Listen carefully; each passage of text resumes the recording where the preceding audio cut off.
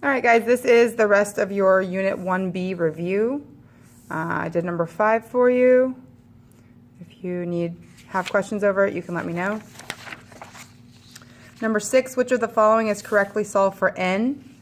So the first thing I would do here is ignore the answer choices and just solve for n. So we want to get the n by itself. Remember that you're looking to see what's happening to the n. So right now the n is being multiplied by m and it's being added by gh. So if we're going from the bottom up, we are going to get rid of the addition first. The opposite of adding is subtracting. So we need to subtract gh on both sides. And this is the point where some people might worry because you see these cancel. You see this being brought down, but then you look at this and are confused. Don't get confused. This just says c minus gh. So if you can't do the math, they're not like terms, then we just rewrite it, c minus gh. Circle your n again so you can remember what you're looking for. And now the n is just being multiplied by the m. So the opposite of multiplying by m would be dividing by m. So I'm going to divide by m on both sides. You can either show this as everything dividing by m, or you could show it as dividing by m separately. It doesn't matter. It's the same process. So which of the following is correctly solved for n? I got n equals c minus gh over m. And that looks like c to me. So that one's correctly solved. Number 7, same idea. They want you to solve for t. I like my letter that I want, my variable, to be on the left. So I'm going to write PRT equals I.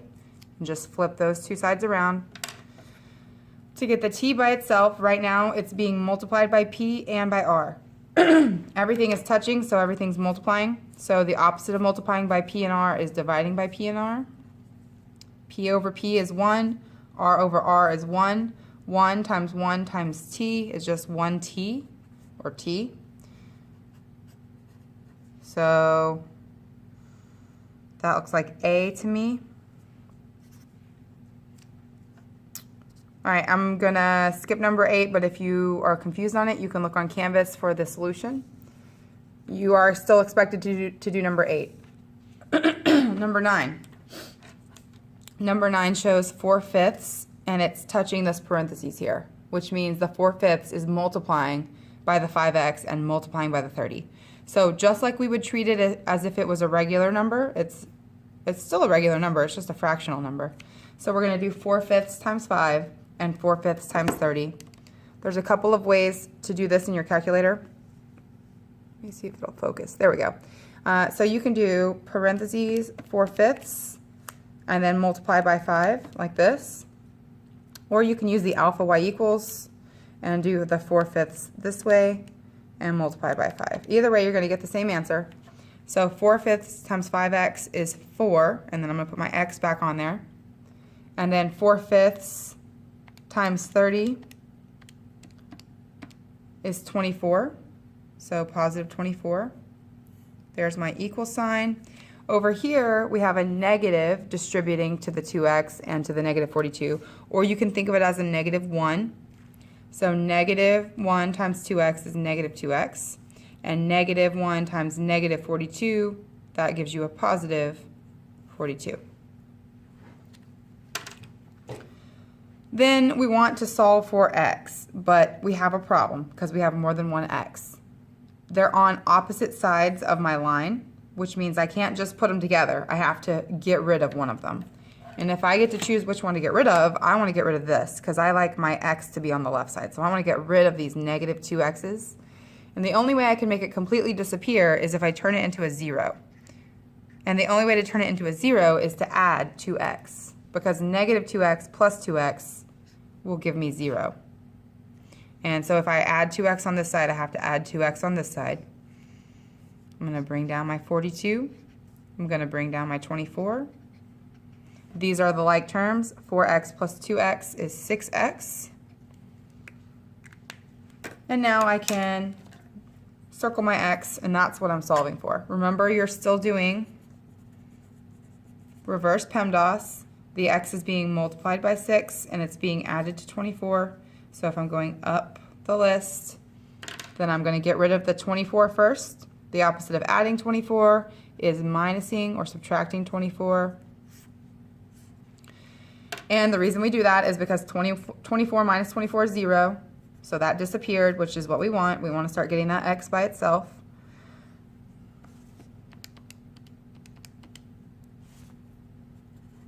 And then we can get rid of multiplication by doing division, dividing by 6.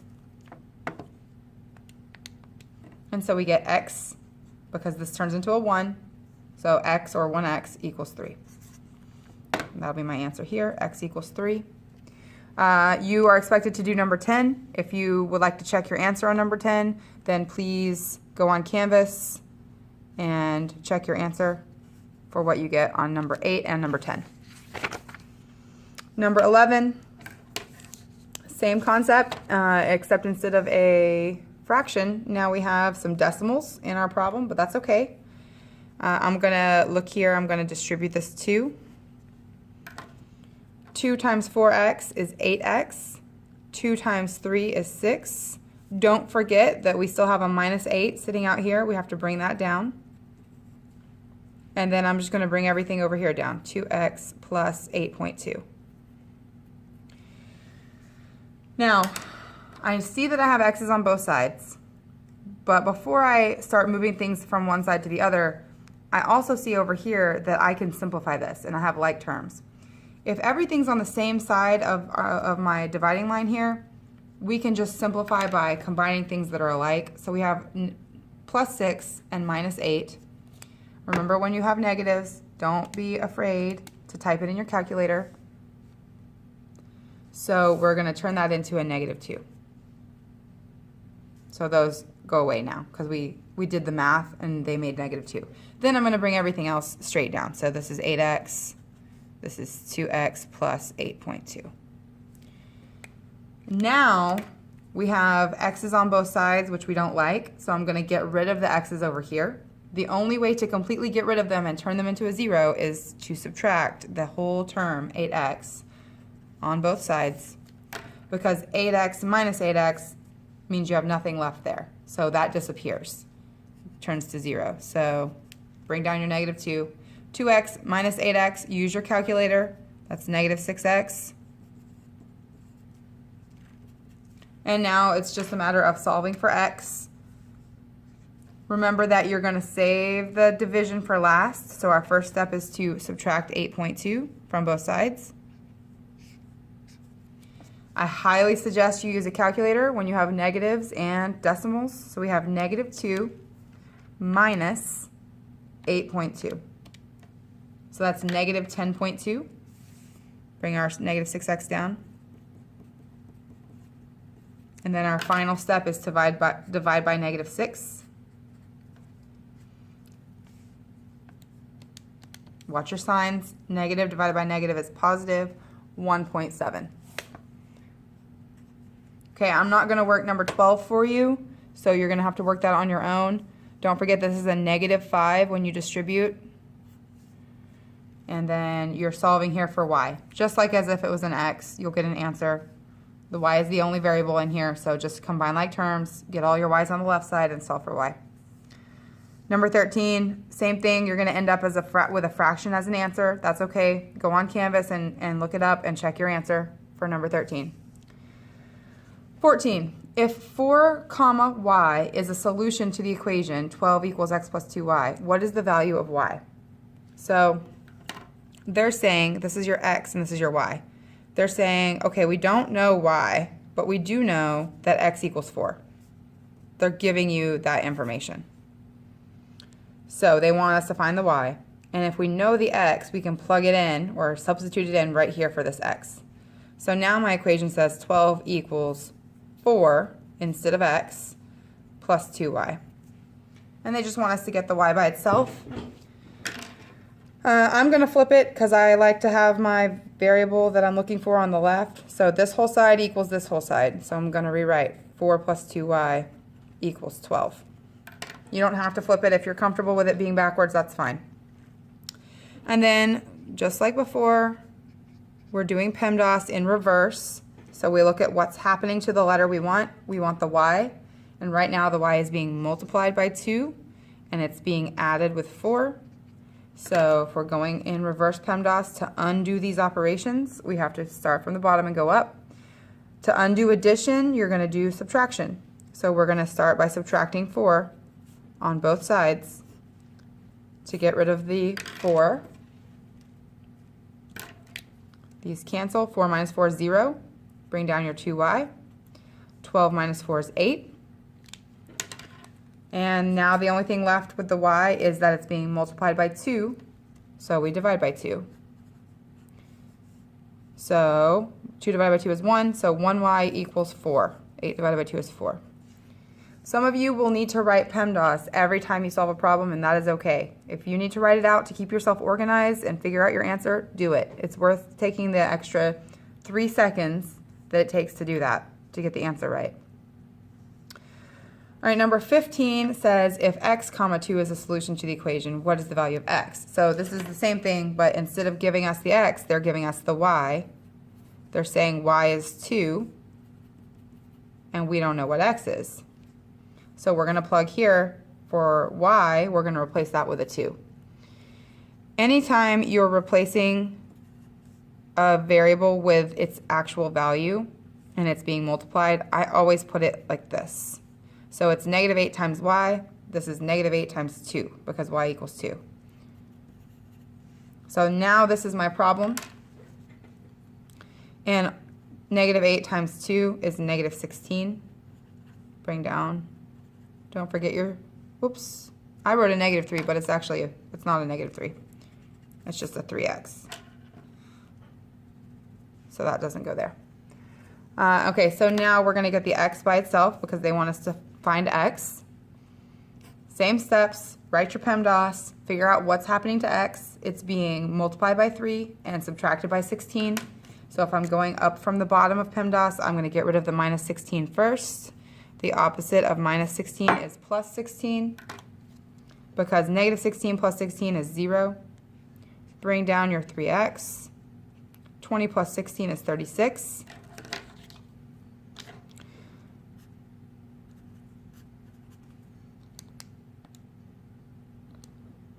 And so x, this is 1x or x, and we have a positive 36 divided by a positive 3 gives us a positive 12. Number 16, what is the value of x in the following expression?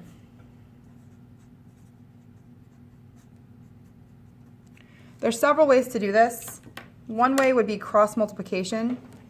You can, anytime you have a fraction equal to a fraction, you can cross multiply.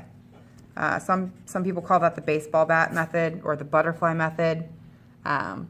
If you were going to do it that way, let's do it that way, actually.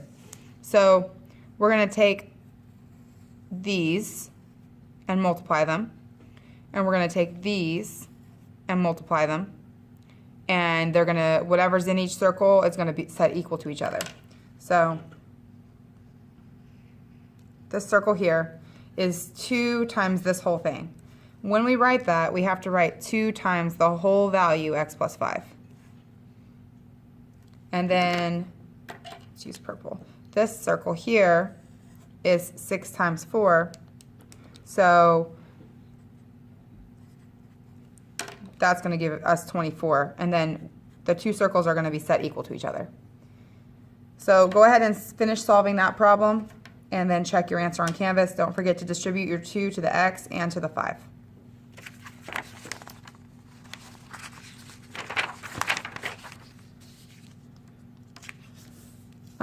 Also check your answer to number 17 on Canvas. Number 18, what is the domain and range of the graph below? All right, so if you struggle with domain and range, make sure you're paying attention to this. First of all, remind yourself that domain is x and it goes from left to right. and that range is y, and it goes from bottom to top. So if I'm looking on my graph, I'm going to do my domain first. And I'm going to go from left to right. And I'm only looking on my x-axis. So I can only look at these numbers. So on the left, I'm at -5. On the right, I'm at +4. I'm going to put the letter in between, and the letter for domain is x, because I'm looking on the x-axis. Since I always put the little number on the left and the big number on the right, my symbols will always go this direction, small to big. And then I just have to decide which, if they get the =2 bar or not. This one is an open circle, so it does not get an =2 sign. This one is a colored in circle, and so it does get the =2 value. So that's our domain. Range, same idea, but you're going bottom to top and you're only looking at the y-axis. So if I put my hands at the bottom and the top, I'm going to see where my hand hits the y-axis. At the bottom it's -2. At the top it's, I think that's 3, hard to read. Put the y in the middle because we're doing range and we're on the y-axis. Put our symbols. And then this one is an open circle, so it does not get the =2 sign. This one is a colored in circle, a real point, so it gets the =2 bar.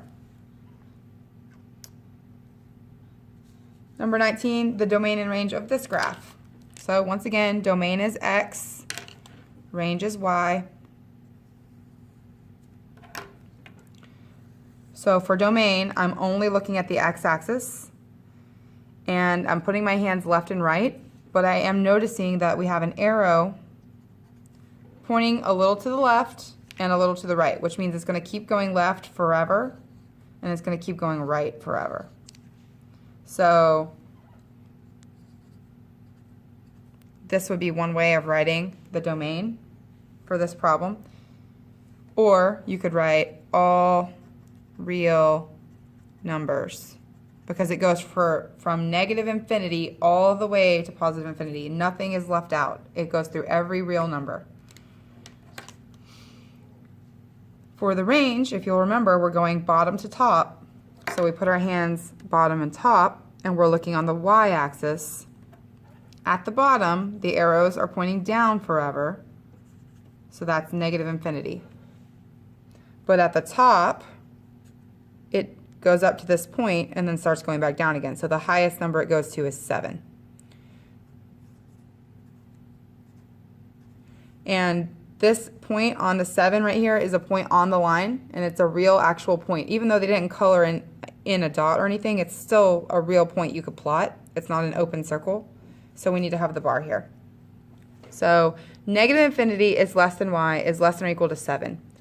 There is a more concise or simplified way to write this, and you're basically saying your y values, the highest they go is 7, and everywhere from there is going down. So y is everything less than or equal to 7, which would include all the points down to -infinity. So these two things say the same thing, but this is how they're going to write it on your test most likely, just because it's the simplified way to write that answer.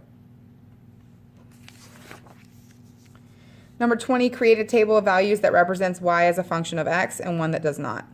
So this is y as a function of x. That means we want a happy face, which means we want something that does not repeat.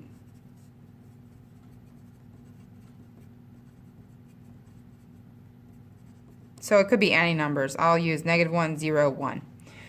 This could be the same number every time. We don't care about the y. We just care for it to be a function, for it to have our happy face. We care about the x repeating. This one, not a function. That's sad. That means this is going to repeat. Repeating is bad. So let's do -1, 0, -1. And then it doesn't matter what numbers we put here. They could repeat or not. It doesn't matter for y.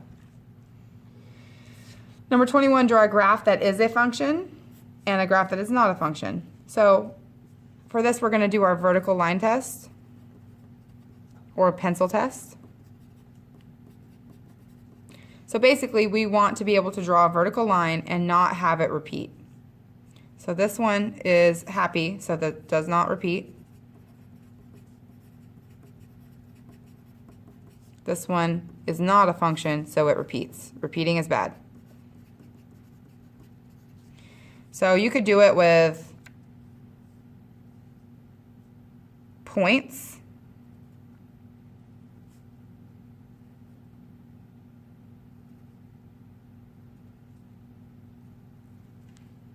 So every time I draw a vertical line, it's never going to hit the same point twice, so that would be a function. Or I could even draw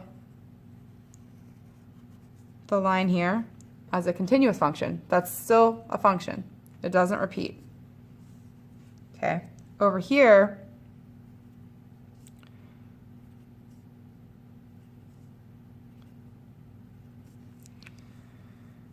this repeats. It's the same, it hits the vertical line twice, which would be bad. So this would be not a function. And it's the same thing, even if they didn't have the points plotted, if they had the graph drawn like this, if your line hits the line more than once, it repeats. That's bad. So this would be not a function. Okay, anything that you did not learn from this video, I expect you to have completed on your own. And if you need help with that, the answers are posted on Canvas under modules. So you can just click the link and open up that PDF and figure out those. If you have questions, be prepared to ask them right before your test on Tuesday. Good luck.